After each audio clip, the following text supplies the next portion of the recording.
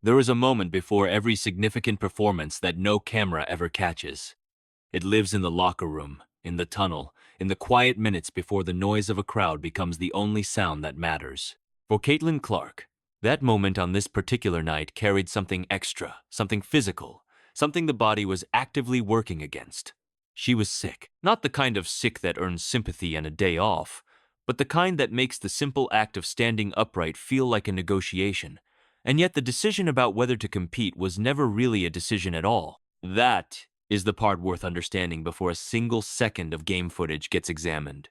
What happened inside that arena between Indiana and Atlanta was not just a basketball game shaped by tactics and personnel. It was a night that revealed something about the architecture of this Indiana roster, how it was constructed, what it was constructed to handle, and why the people inside that building understood the assignment long before the opening tip. Clark walking onto that floor while her body was staging a quiet revolt was the first signal. The second was standing at the other end of the paint, already in position, already watching a veteran who hadn't come to Indianapolis to make friends. If this kind of storytelling feels different from what you usually find that is intentional, subscribe, and we will keep building it together. Caitlyn Clark did not arrive in the WNBA as a project. She arrived as someone who had already been tested by expectations that followed her through every level of the game, by defenses that were specifically designed around stopping her before she could get started, and by a style of physical play that referees rarely intervened to protect. College basketball had already shown the league what was coming. Opponents bodied her off screens, held her through cuts, and fouled her without consequence, often enough that it became a recognized defensive strategy rather than an accident. She absorbed it, adapted, and kept producing at a level that made the conversation about her difficulty to guard feel almost secondary to the conversation about what she was capable of creating when given even a sliver of space. That background matters, because it explains why the physicality she faced in her rookie WNBA season was not a shock to her system. It was a familiar language, spoken at a louder volume. What it did do, over the course of that first season, was cost her something invisible and important. Mental bandwidth. Every drive that ended in contact without a whistle, every screen that arrived with an elbow attached, every post entry that became a shoving match, all of it pulled a fraction of her focus away from the things that made her dangerous. Reading defenses, finding cutters, timing the pick and roll before the defense could recover. Indiana's front office watched that film carefully, and they decided the answer was not to ask Clark to absorb it again. Every franchise reaches a moment where the film tells them something they cannot ignore. For Indiana, that moment came somewhere in the middle of last season, when it became clear that the league had collectively settled on an approach to neutralizing Clark that the Fever's existing rosters simply could not answer. The strategy was not subtle. Body her every time she touches the ball. Hold, grab, redirect her off her spots before she can generate anything for anyone else. Make the physicality so constant and so unpunished that it becomes the environment she has to operate in rather than an obstacle she can occasionally navigate around. It worked often enough that opposing coaching staffs kept running it, and Indiana's front office spent the entire offseason thinking about what to do about it. The answer they arrived at was not a defensive scheme drawn on a whiteboard or a timeout play designed to manufacture easy buckets. It was a person. Finding the right person for that specific role required a particular kind of search, not for a star, not for a name that would generate headlines, but for a veteran who understood exactly what the job description actually meant. Protect the space Clark operates in. Set screens that genuinely remove defenders from plays rather than simply slow them down, and make opposing players reconsider what they are willing to attempt in the paint before they attempt it. That search led Indiana to Dallas, and what came back changed the entire geometry of their roster. Masha Hines-Allen's stat line from this game will not trend on social media. It will not generate highlight packages or spawn debate segments on afternoon television.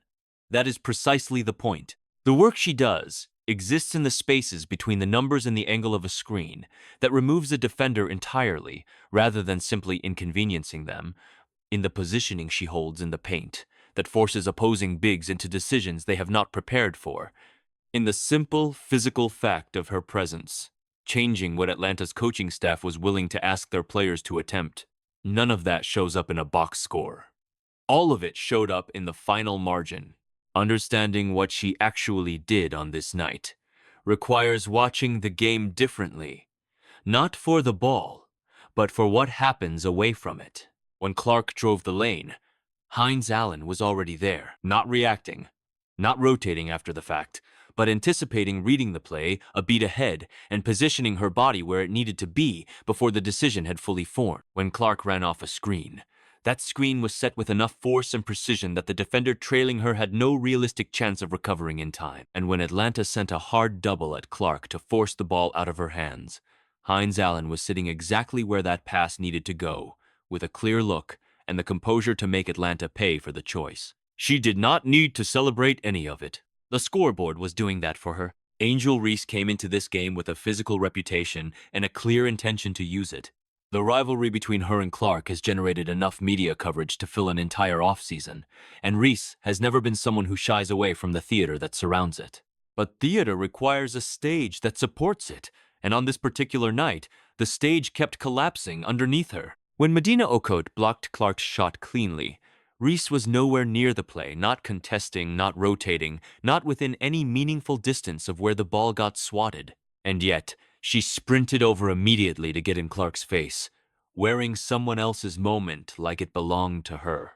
The referees were standing right there. Everyone on that floor saw exactly what she did and exactly what she had not done. What followed told a more complete story than any single moment could. 4 turnovers, the most of any player on either team accumulated across a night when Indiana's help rotations kept collapsing on her catches.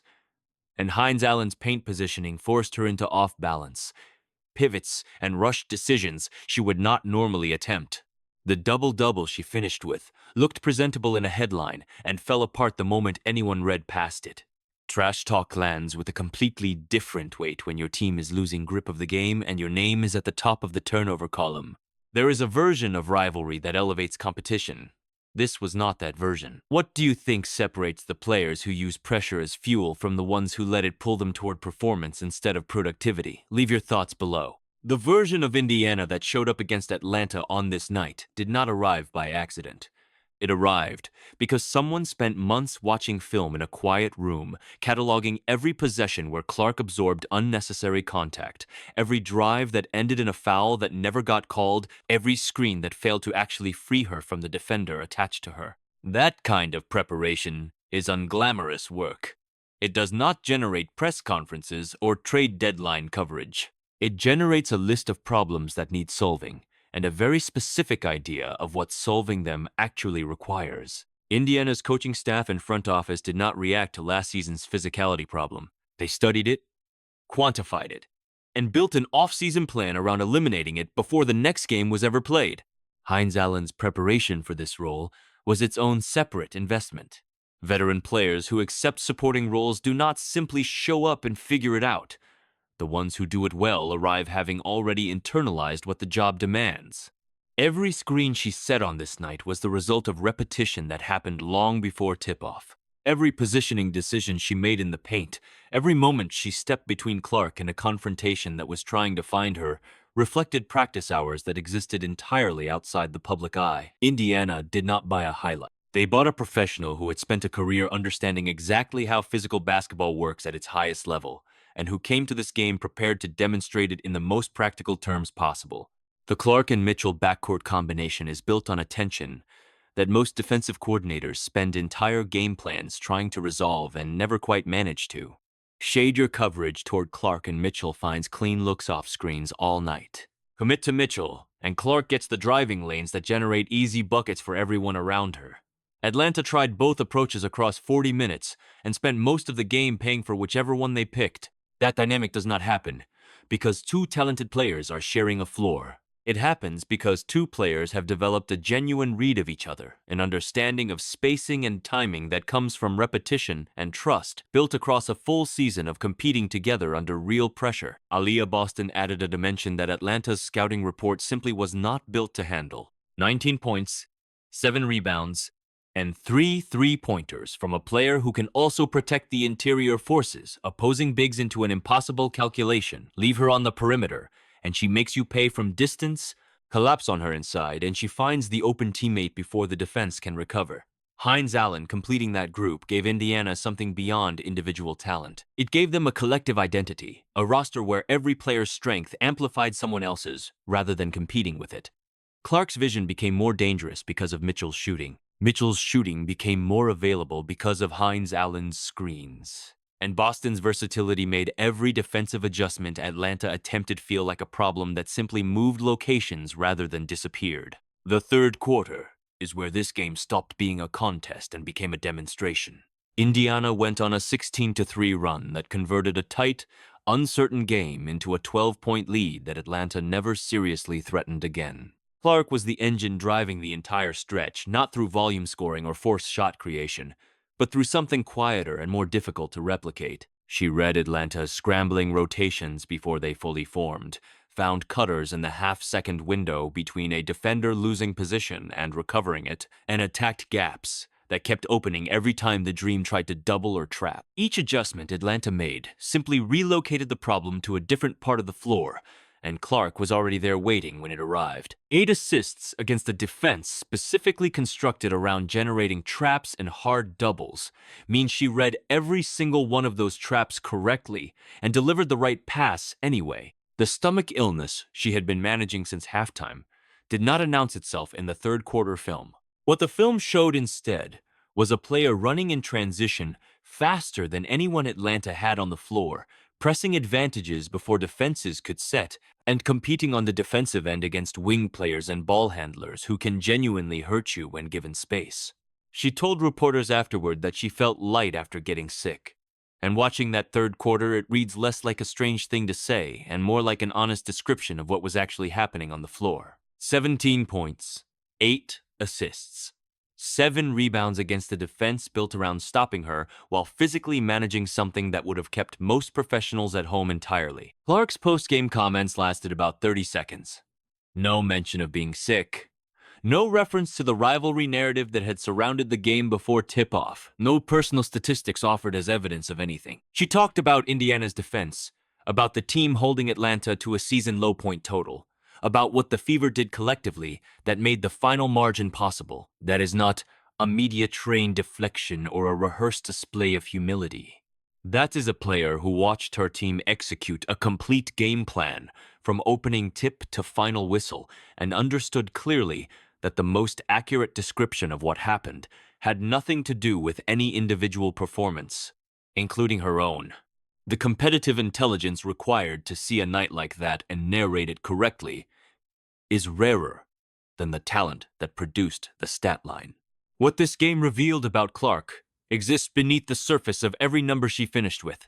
The 8 assists tell you she read defenses accurately.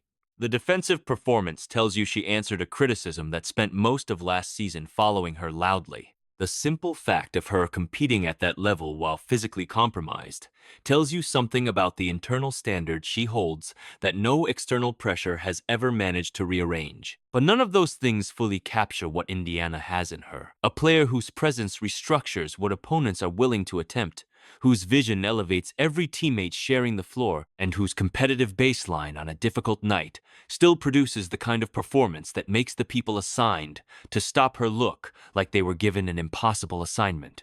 Because on most nights, they were. What Indiana built for this season is not a response to last year's problems.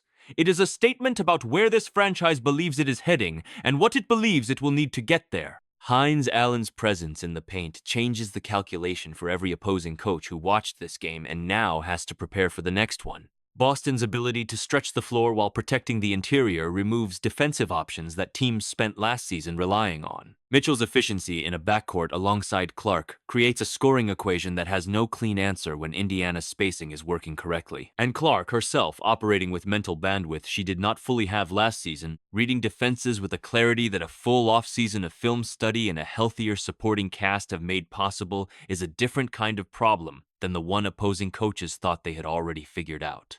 The 83-71 final score against Atlanta in a Commissioner Cup opener is one data point. But data points have a way of accumulating into patterns, and the pattern this Indiana roster is beginning to establish carries implications that extend well beyond a single regular season game. This was a team that held a talented opponent to a season low point total, got a near triple-double from a sick point guard, watched a veteran enforcer physically reset the terms of a rivalry, and did all of it with a coherence and identity that takes most franchises years to develop. The unfinished story here is not about one game or one rivalry or one remarkable individual performance. It is about whether this roster has enough to go the distance when the stakes are highest, and on this night, every answer Indiana gave suggested they believe it does. If this story stayed with you alike, lets us know it was worth building. The next one is already in progress, and it goes somewhere you will not expect.